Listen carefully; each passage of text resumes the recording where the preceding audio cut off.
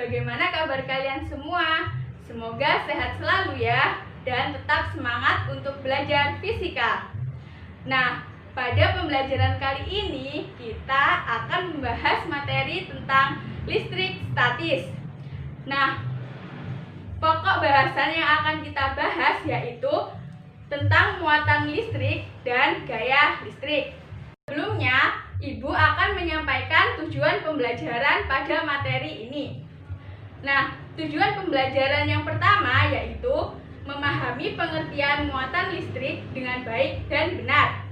Tujuan pembelajaran yang kedua yaitu peserta didik dapat menentukan besarnya gaya listrik pada muatan yang segaris dengan baik dan benar. Pertama, penerapan listrik banyak sekali kita jumpai dalam kehidupan. Contohnya, yang pertama ada petir. Nah, petir adalah suatu fenomena gejala alam yang dapat terjadi ketika hujan. Nah, petir ini terjadi karena adanya loncatan muatan awan dengan permukaan bumi. Yang kedua ada generator Van de Graaff. Dan kemudian ada sisir yang ketika digosokkan dengan rambut maka dapat menarik potongan-potongan kertas kecil. Nah, sebenarnya materi listrik statis ini sudah kalian pelajari di kelas 9 SMP. Ada yang masih ingat apa itu listrik statis? Jadi, listrik statis adalah kumpulan muatan listrik yang tidak mengalir atau berada dalam keadaan diam. Nah, dapat kita lihat pada gambar, muatan listrik terdiri dari proton, neutron, dan elektron, di mana proton merupakan muatan positif dan neutron merupakan muatan netral dan elektron adalah muatan negatif. Nah, di sini proton dan neutron berada di inti atom, sedangkan elektron berada di kulit-kulit atom. Nah, dapat kita lihat pada gambar dua batang plastik yang digosokkan dengan kain wol, maka akan saling tolak-menolak.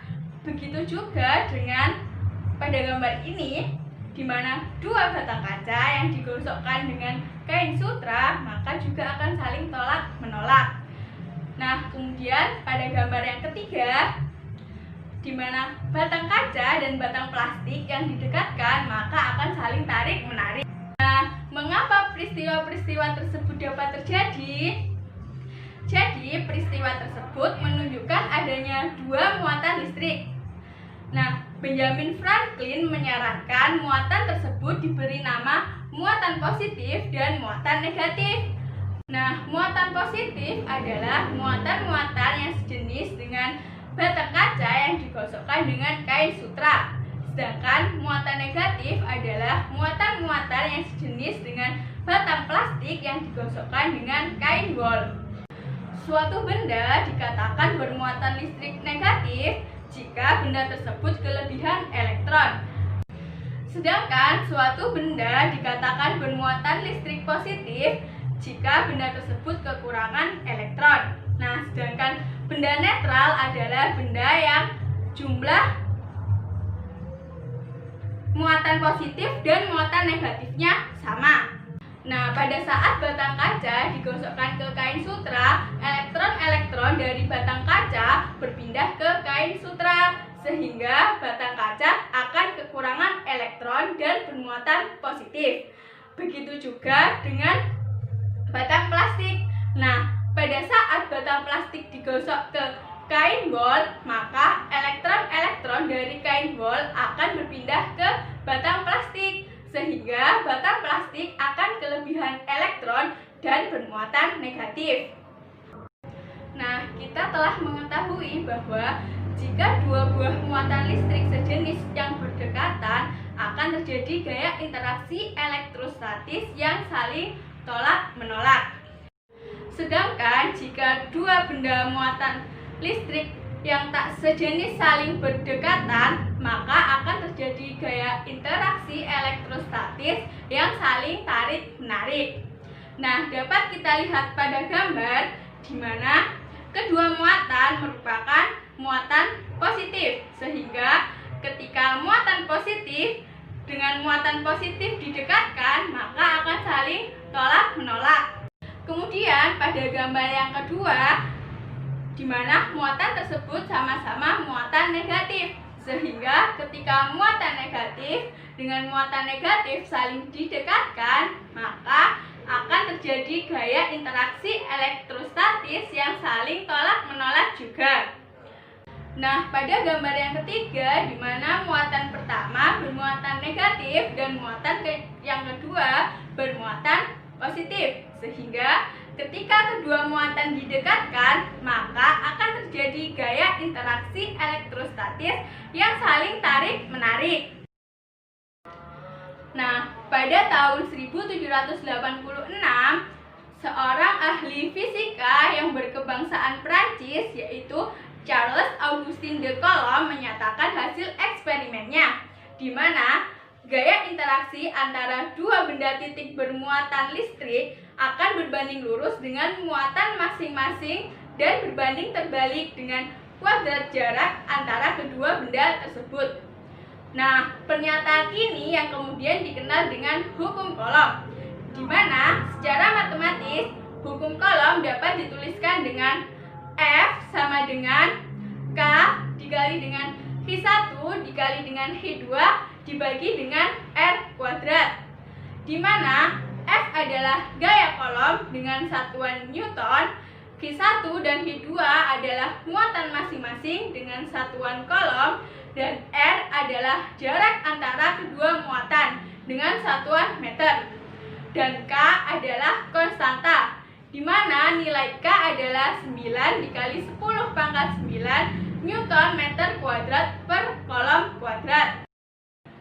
Nah, nilai K ini didapatkan dari persamaan K sama dengan 1 per 4 pi epsilon 0, di mana epsilon 0 ini merupakan permitivitas ruang hampa atau vakum yang nilainya yaitu sebesar 8,85 dikali dengan 10 pangkat minus 12 Coulomb kuadrat per Newton meter kuadrat. Sedangkan nilai Pi sendiri yaitu 22/7. Nah, kemudian dengan kita memasukkan nilai Pi dan epsilon 0 yaitu 1/4 dikali 22/7 dikali dengan 8,85 dikali 10 pangkat minus 12 Coulomb kuadrat per Newton meter kuadrat, maka akan didapatkan nilai K yaitu sebesar 9 dikali 10 pangkat 9 Newton meter kuadrat per Coulomb kuadrat. Nah, perlu kita ingat bahwa persamaan tersebut berlaku jika muatan medium berada di udara atau vakum. Nah, lalu bagaimana jika medium muatan bukan vakum atau udara? Jadi, bila medium muatan bukan vakum atau udara, maka besar gaya Coulomb antara muatan akan berkurang, yaitu F bahan akan lebih kecil dari F udara. Jika medium memiliki permitivitas relatif atau epsilon R, maka tetapan epsilon 0 harus diganti dengan permitivitas bahan, sehingga permitivitas dirumuskan dengan permitivitas sama dengan permitivitas relatif dikali dengan permitivitas vakum atau udara, sehingga gaya Coulomb dalam bahan dirumuskan dengan F bahan sama dengan 1/4 pi epsilon dikali dengan Q1 Q2 per R kuadrat.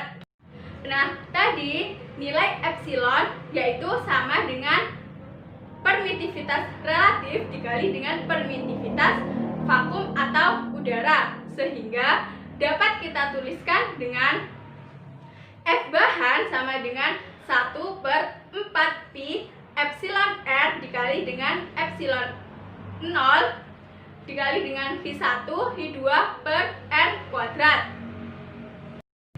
Nah, persamaan tersebut dapat kita tuliskan dengan F bahan sama dengan 1 per permitivitas relatif atau epsilon R dikali dengan 1/4 pi epsilon 0 dikali dengan Q1 Q2 per R kuadrat. Nah, dari persamaan tersebut dapat kita lihat bahwa besarnya 1/4 pi epsilon 0 dikali dengan Hi1, Hi2 per R kuadrat adalah gaya kolom pada vakum atau udara. Sehingga persamaan gaya kolom pada bahan dapat kita tuliskan dengan F bahan sama dengan 1 per epsilon R dikali dengan F vakum atau gaya kolom pada udara. Kemudian kita akan membahas tentang resultan gaya kolom pada sebuah muatan akibat pengaruh dua muatan lain. Apabila pada sebuah benda bermuatan dipengaruhi oleh benda bermuatan listrik lebih dari satu, maka besarnya gaya kolom yang bekerja pada benda itu sama dengan jumlah vektor dari masing-masing gaya kolom yang ditimbulkan oleh masing-masing benda bermuatan tersebut. Nah, dapat kita lihat pada gambar, di mana pada gambar tersebut menunjukkan vektor-vektor gaya kolom yang bekerja pada Hi2. Vektor gaya kolom pada Hi2 yang disebabkan oleh Hi1 adalah F21 yang saling tolak-menolak karena kedua muatan merupakan muatan sejenis. Nah, vektor gaya kolom pada Hi2 yang disebabkan oleh Hi3 adalah F23 yang saling tarik-menarik karena muatan merupakan muatan tak sejenis. Nah, jadi ada dua vektor gaya kolom yang bekerja pada Hi2, yaitu F21 dan F23. Gaya total yang bekerja pada Hi2 atau F2 merupakan resultan dari kedua vektor gaya tersebut, yaitu F2 sama dengan F21 ditambah dengan F23. Secara umum, gaya total yang bekerja pada sebuah muatan merupakan resultan atau penjumlahan vektor dari gaya-gaya yang bekerja pada muatan tersebut akibat interaksi dengan muatan-muatan yang ada di sekitarnya. Nah, pada gambar ini muatannya terletak pada garis lurus. Lalu, bagaimana jika muatan tersebut tidak terletak pada garis lurus? Nah, mari kita simak penjelasannya. Dapat kita lihat pada gambar ini, terdapat 3 buah muatan listrik. Besarnya gaya kolom yang dialami Hi3 adalah F3 sama dengan F31 ditambah dengan F32. Nah, karena letak ketiga muatan tidak terletak dalam satu garis lurus, maka besarnya nilai F3 dihitung dengan F3 sama dengan akar F31 kuadrat ditambah dengan F32 kuadrat ditambah dengan 2F31 dikali F32 dikali cos alfa. Dengan alfa adalah sudut yang diapit antara F31 dan F32. Nah, itu tadi penjelasan mengenai materi listrik statis pada pokok bahasan muatan listrik dan gaya listrik. Semoga kalian dapat memahaminya dengan baik. Wassalamualaikum warahmatullahi wabarakatuh.